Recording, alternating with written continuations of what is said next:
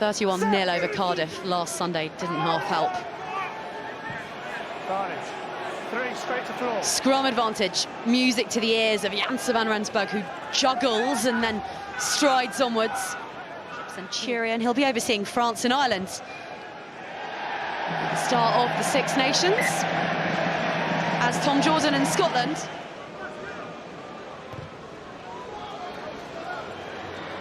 Vertiginous kick from the fly half right through the arms of Faye Waboso, but Dwayne is there to hoover that one up. Oh, and Bristol's discipline is coming apart at the seams.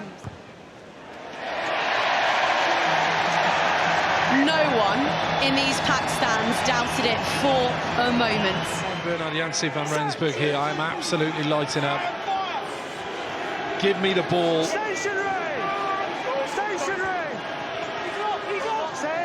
BV wants it, so does Moroney. There's Moroney. Oh, they've spilt it once more.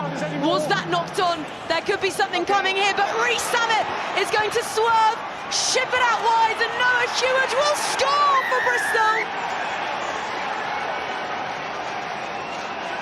At last, this soggiest of kindling catches. And Bristol Bears have sparked into life at Sandy Park with minutes left on the half. Then we're going to play.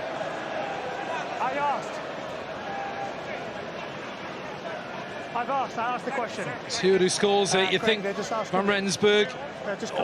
Slade could have been a potential penalty try there, but Rhys Sammet reacts. So this is a lovely pass off the left in these conditions.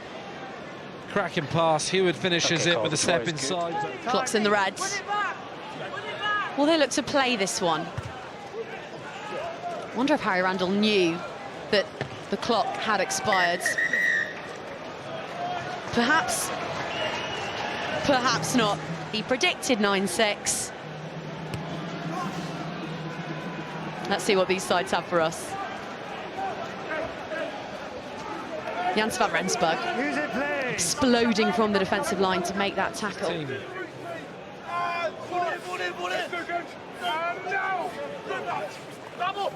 Everyone to the open side here for Bristol.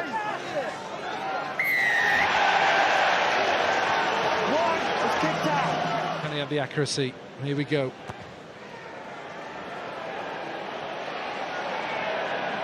Just draws that one wide to Slade, had the distance.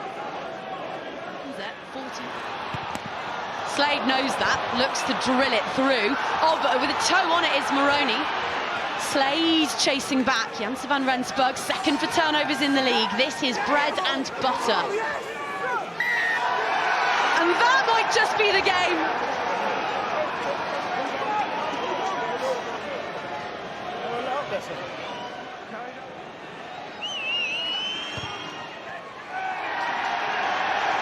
Cleaves the uprights, raises the flag and drives a dagger into Devonian hearts. Owens Trundle, Thacker over it, Batty to Marmion rootling for it despite the hordes of black jerseys. Clock's gone reds. And Sandy Park has fallen for the first time this season. Pat, before this one kicked off, you said this was about winning. Whether that was winning ugly, winning beautiful, it just didn't matter. It was about the result. So how proud are you of the fact that you're stood here with a victory? Yeah, very proud. Steve Lansdowne sent me a message before the game, wishing us all the best and so forth. And I said to him, it's not going to be pretty, mate, but it's going to be winning. And because we knew with the conditions all week, looking at it, was just rolling the sleeves up. This is going to be all the things around that require talent. And I just heard we had 155 tackles, only missed 9, and it just shows you the work the boys are putting in.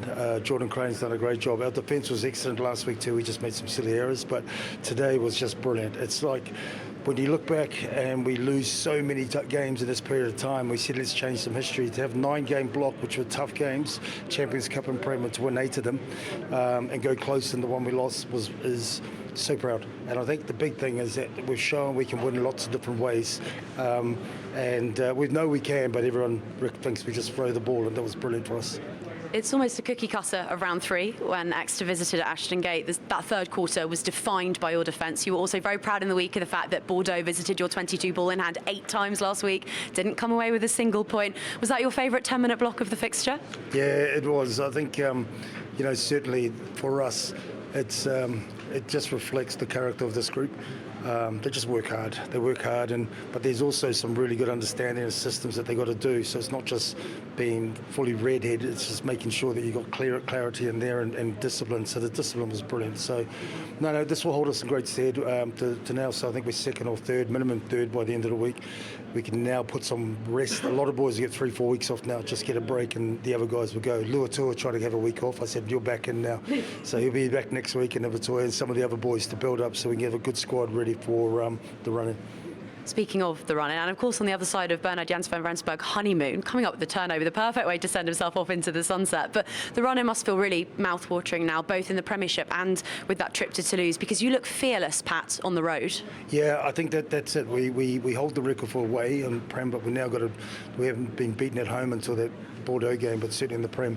I think the biggest thing now is we'll look forward to running. We've got a great team party, the whole staff, players, partners, everyone's back at the HBC tonight. We're going to have a great party tonight and sign that off, because a lot of boys head off to internationals, a lot of them head off for breaks. The Argentinian boys get home, the Fijian boys are going home. Colour's taking his brand new baby back to family in Fiji. So, and BV, he goes on his honeymoon.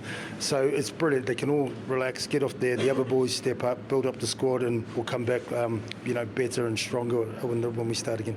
Pat, many congratulations. It was ugly, I'll be honest, but it's a highly deserved win. Congratulations. Thank you very much. Rob, where would you like to start with that one? A first defeat at home, an incredibly hard-fought affair. Pick the bones out of that for us.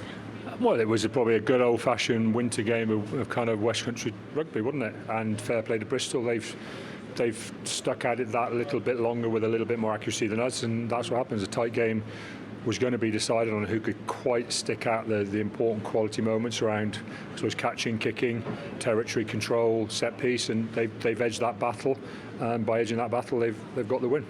You talked about pressure moments when we caught up pre-match. Do you feel like quarter 3, the start of that second half, and that enormous defensive set from Bears was the key pressure moment in that fixture? Yes and no, because that's what you do. You've got to get to that end when you've got the breeze behind you, and you've got to stay there. So I wouldn't have said that in itself was the big moment, because we had a kick at goal, we had a shot at goal after that. We get plenty of territory. We have huge territorial advantage in the second half until Bears escape and they kick that all important penalty.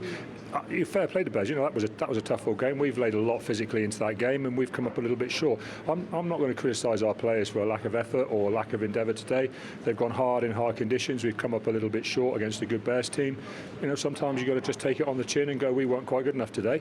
That's my approach to it. My approach isn't to try and, as you say, kind of pick the bones out of it and try and find where all our issues are. Our issues aren't big.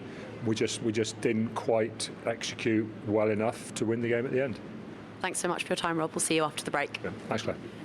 Gabe, in the week, both sides discussed how important a fixture like today, 3rd versus 4th in the table, and a ground that hadn't yet been conquered this season felt within the scheme of your season. So what were the emotions stood there having come out with 4 points? Yeah, massive win. Like you said, it makes a difference with the table, 3rd v 4th, but yeah, everyone's happy to get the win. Last time we were here, you spearheaded a Bristolian comeback that will go down in history, and we saw 75 points in total. We got 8 out there today. Just how different was that to play in? Yeah, it probably wasn't the best to watch, but it's good to get different types of wins, and I think the boys stuck at it today, and just happy to get the result.